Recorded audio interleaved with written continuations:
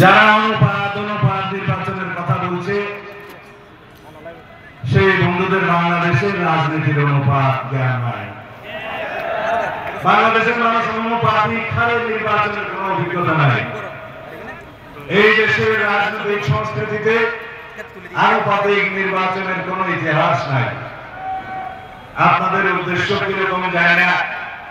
কেউ বলছে অনুপাতিক হারে নির্বাচন দিতে হবে, কেউ বলছে স্থানীয় সরকার আগে দিতে হবে।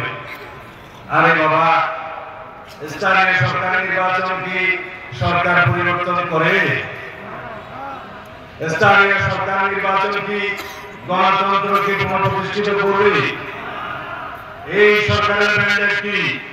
জনগণের আকাঙ্ক্ষা কি? গণ অভ্যুত্থানের আকাঙ্ক্ষা কি ছিল?